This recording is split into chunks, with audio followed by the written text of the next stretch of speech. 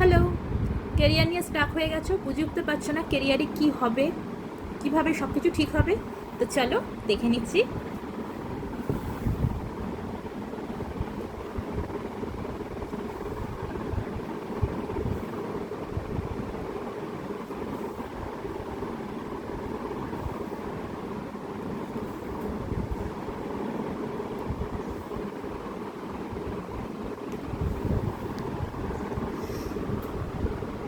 দেখো, তুমি কেরিয়ারে স্টাক হয়ে আছো কেন জানো? কারণ তুমি তুমি ইমোশনালি খুব আনস্টেবল আছো। এই মুহূর্তে ইমোশনালি প্রচণ্ড আনস্টেবল আছো।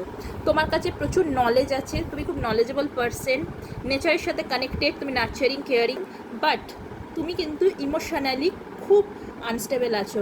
এমন হয়তো কেউ তোমাকে আঘাত করেছে যেটা তুমি ভুলতে পারছো না ইমোশনালি, সেই জন্য তুমি এতটাই ডিসব্যালেন্স হয়ে আছো, যার জন্য তোমার ক্যারিয়ারে কিন্তু এত প্রবলেম আসছে।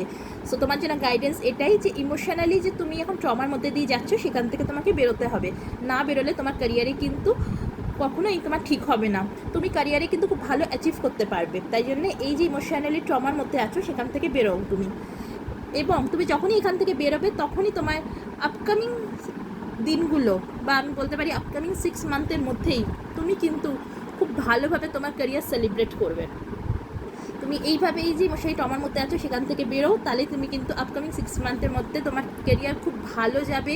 তুমি তোমার মধ্যে প্রচুর নলেজ আছে, প্রচুর প্রচুর অনেক নলেজেবল পারসন তুমি। তুমি কেরিয়ার একটু হার্ডওয়ার্ক করবে, খুব ভালো তোমার কেরিয়ার যাবে। অ্যান্ড তার পাশাপাশি বাড়ির বড়দের কথা শোনো, অফিসের বসের কথা, সিনিয়র যারা আছে তাদের কথা শোনো, তাদের অ্যাডভাইস ফলো করো।